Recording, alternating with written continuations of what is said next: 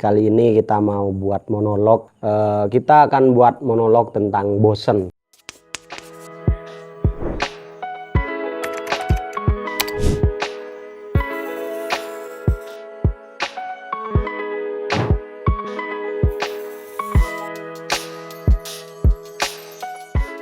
Banyak sekali orang-orang di sekitar kita itu yang bercerita ya betapa mencekam ketika mereka mengalami kebosanan dalam hal apa aja, misalkan dalam hal belajar, dalam hal kerja, punya hubungan, misalkan keluarga, atau bahkan dalam menghadapi kondisi hidup keseharian. Mereka merasakan bosan, dan ketika bosan itu hadir begitu ya, terasa itu seakan-akan memang ya, efeknya itu sangat dahsyat ya, dan membuat sebagian orang bahkan pada nantinya akan depresi begitu. Maka kita akan mencoba membahas bosan dari beberapa perspektif yang sangat kita ini ya mungkin bisa dijadikan pertimbangan untuk teman-teman itu. Sebenarnya banyak sekali alasan orang-orang merasa bosan ya, karena suatu pekerjaan yang hasilnya tidak kunjung membaik atau seperti apa, dianggap monoton, aktivitas yang monoton dan lain sebagainya, tidak ada gairah untuk bosan. Hanya saja kalau kita berbicara tentang literasi tentang rasa bosan itu, kita berpendapat bahwa sebenarnya bosan itu adalah suatu hal yang wajar, teman-teman. Bosan itu ada dalam setiap hal yang kita arungi ya dalam keseharian kita.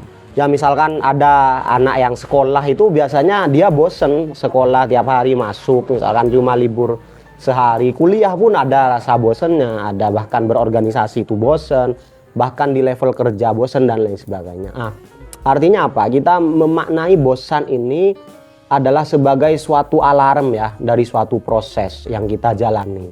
Jadi bosan ini adalah suatu peringatan bahwa oh, kita ternyata sudah menjalani sesuatu dalam beberapa waktu ya, dalam beberapa proses waktu tertentu, sehingga bosan itu muncul. Karena kita ketika belum mengalami sesuatu, berproses dalam sesuatu, kita gak akan merasakan kebosanan di sana.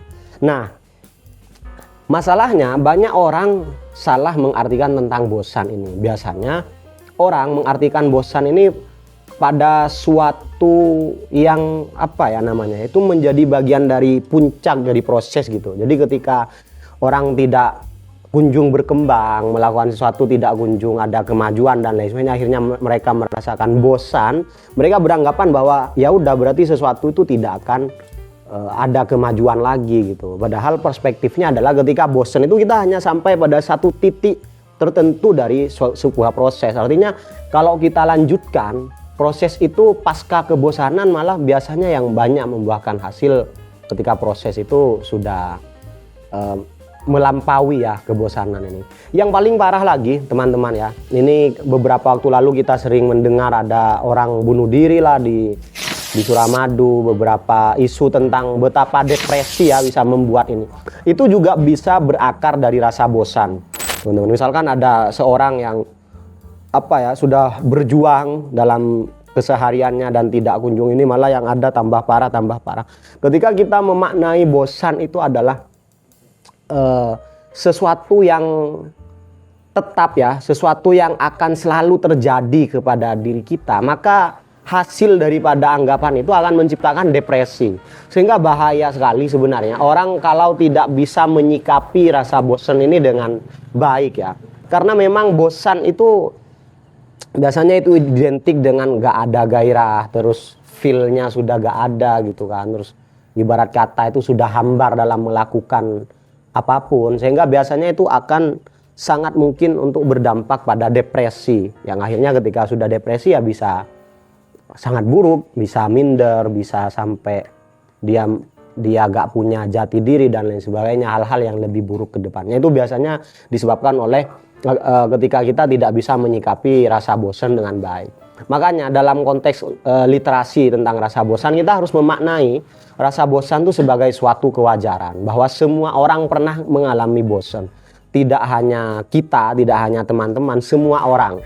tidak hanya dalam kerjaan yang teman-teman mungkin sekarang alami, tapi di setiap kerjaan, di setiap proses ada bosennya. Sehingga bosen itu kita maknai sebagai suatu titik ya dalam suatu proses. Dan bosen itu akan terjadi lagi nanti mungkin. Misalkan sekarang bosen, tapi teman-teman melanjutkan proses itu, ada kemajuan, nanti bosen lagi. Jadi ada di mana dalam setiap hal yang kita lalui itu ada bosannya, sehingga itu bisa memberikan insight kepada teman-teman, gak usah takut terhadap rasa bosan.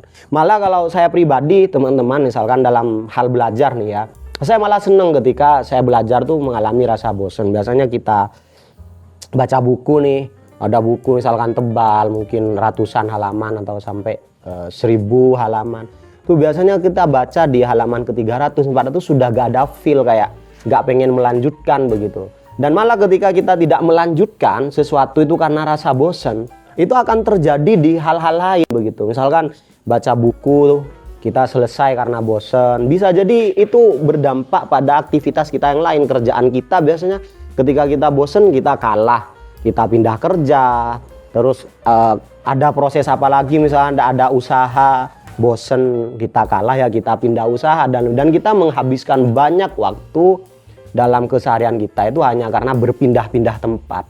Nah itu biasanya salah satu penyakit utama dari istiqomah itu adalah bosan. Bahkan ada yang beralasan, misalkan ada orang sudah tidak terlalu tidak terlalu rajin beribadah karena bosan, karena tiap hari harus beribadah.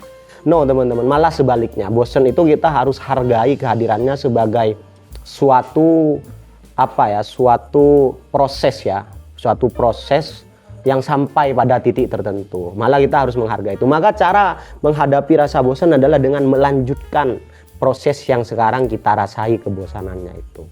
Begitu, dan kita yakin banget setelah itu semua, apa yang kita rasakan bosan nih hari ini, kita sangat optimis bahwa 6 bulan, 1 tahun ke depan atau 2 tahun ke depan pasti itu akan membuahkan hasil begitu. Sama halnya seperti kita ngonten ya, dalam banyak hal, misalkan kita sudah berapa bulan tidak kunjung menghasilkan sesuatu, banyak yang prospek kita tidak tercapai, kita bosen di sana, tapi ya udah keep going aja, terus kita lakukan, dan dalam beberapa bulan atau beberapa tahun ke depan kita yakin banget bahwa ini akan membuahkan hasil. Gitu aja sih.